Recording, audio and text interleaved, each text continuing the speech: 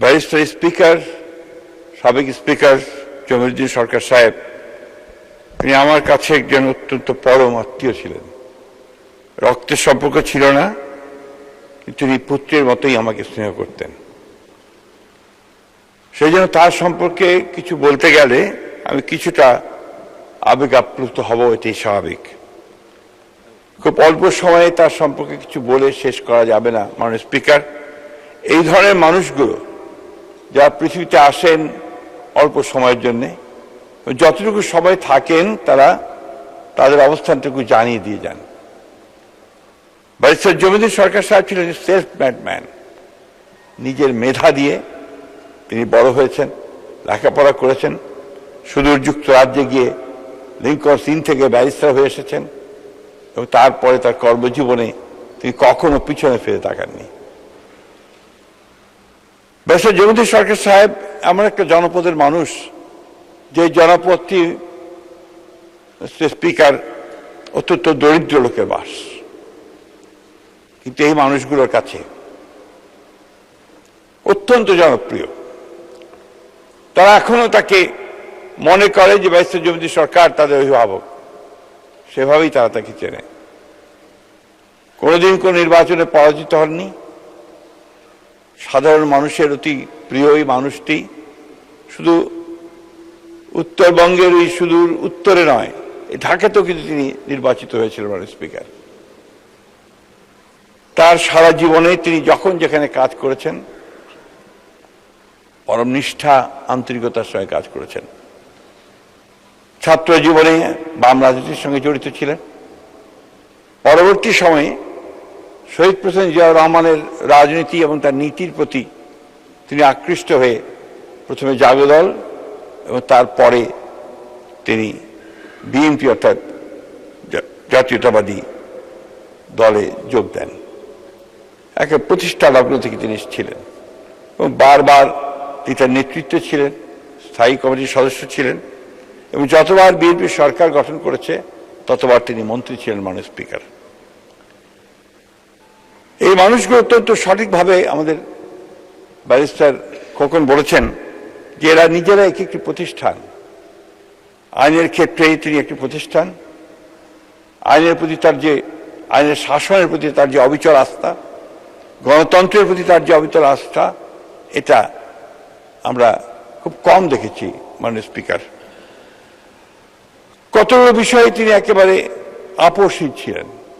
সেই বিষয়গুলো ছিল যে গণতান্ত্রিক রাষ্ট্র ব্যবস্থা, গণতন্ত্রের চর্চা এবং গণতান্ত্রিক প্রতিষ্ঠানগুলোকে গড়ে তোলা। অন্যদিকে আইনের ক্ষেত্রেও তিনি একইভাবে ছিলেন। তিনি একদিকে ইতিহাসের ছাত্র ছিলেন, সাহিত্যের ছাত্র ছিলেন, পরে আইনের পেশাকে বেছে নিয়েছিলেন আইনজ্ঞ হিসাবে। যে কোনো বিষয়ে তিনি অবলীলায় অনেকক্ষণ ধরে কথা বলতে পারতেন, অত্যন্ত জ্ঞান ও গর্ব বক্তব্য রাখতে পারতেন। আমাদের সকলের কাছে তিনি অনুসরণীয়। আজকে যখন আমার খুব কষ্ট হচ্ছে, গতকালই আমি আমাদের সহকর্মী ব্যারিস্টার নওশাদ জামির সাহেব, তাকে ফোন করেছিলাম, খবর পেলাম যখন যে তিনি অসুস্থ হয়ে পড়ে হাসপাতালে গেছেন। আমি যখন তাকে জিজ্ঞেস করলাম, তিনি আমাকে জানেন একটু শরীরটা খারাপ হয়েছে, আমরা হাসপাতালে নিয়ে এসেছি। তখন অনেক রাত হয়ে গেছিল, প্রায় 10টা। তা আপনি কালকে সকালে আসেন। সেই সকাল আর আসেনি মাননীয় স্পিকার। ভোর 4:15 তিনি চলে গেছেন। এই জন্য আমার নিজেকে অপরাধী মনে হয় যে আমি শেষ সময়টুকু তাকে দেখতে যেতে পারিনি। আজকে তিনি আমাদের ছেড়ে চিরকালের জন্য চলে গেলেন। এই পার্লামেন্টে তার অনেক স্মৃতি, এই পার্লামেন্টে অনেক কর্মকর্তা আছেন, কর্মচারী আছেন যাদের চাকরি হয়েছিল তার সময়। তা দেখা হলেই বলে যে স্যার ব্যারিস্টার জমির সরকারের হাতে আমাকে চাকরি দিয়েছেন। এটা সবাই তারা আমাকে এটা বলেন, অনেক সময় বলেন। আমি তার বিদেহী আত্মার মাগফিরাত কামনা করছি। পরম করুণা আল্লাহ তাআলার কাছে এই দোয়া চাইছি যে আল্লাহ তাআলা তাকে যেন বেহেশতের সর্বশ্রেষ্ঠ স্থানগুলোর মধ্যে একটিতে তাকে স্থান দেন। তার 3 সন্তান, 3টি আইনের ছাত্র। তার বড় মেয়ে যুক্তরাষ্ট্রে তিনি আইনের কাজ করেন, কাজ করছেন। ব্যারিস্টার নওশাদ জমির, তিনি আমাদের সহকর্মী, তিনিও সুপ্রিম কোর্টে কাজ করছেন। তার ছোট ছেলে নওফেল, তিনিও আইনেরই ছাত্র। অর্থাৎ আইনের প্রতি তার যে ভালোবাসা, এটা ছিল তার আন্তরিক। সন্তানদেরকে তিনি সেভাবেই ভালোবাসা দিয়ে তৈরি করেছেন। আমি বক্তব্য দীর্ঘ করব না। আমাদের এই জাতীয় জীবনে যখন তাকে আমাদের খুব বেশি দরকার ছিল, আরেকটি বিষয় না বললে অন্যায় হবে, যে তিনি তার দলের প্রতি যে আনুগত্য, রাজনীতির প্রতি যে আনুগত্য, উদার গণতান্ত্রিক রাজনীতির প্রতি তার যে আনুগত্য, এই ব্যাপারে তিনি অবিচল ছিলেন। আমাকে সবসময় একটা কথা বলতেন, ইলেকশন করবে, ইলেকশনের মধ্যে দিয়ে যাবে, ইলেকশন ছাড়া কিন্তু কখনো গণতন্ত্রে পৌঁছানো যায় না।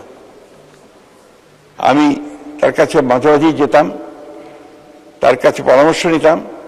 শেষের দিকে যখন তিনি অসুস্থ হয়ে গেলেন, পার্লামেন্ট আমাদের শ্রেণী করে মিটিংয়ে আসতেন, সেই মিটিংয়েও তিনি আমাদেরকে পরামর্শ দিতেন। সবচেয়ে বড় যে জিনিসটা মনে পড়ে, যে যখন দেশনেত্রী এবং খালেদা জিয়া কারাগারে 18 নির্বাচনের আগে, আমরা তখন অনুমতি নিয়ে স্ট্যান্ডিং কমিটির সব সদস্যরা গিয়েছিলাম ম্যাডামের সঙ্গে দেখা করতে কারাগারের মধ্যে।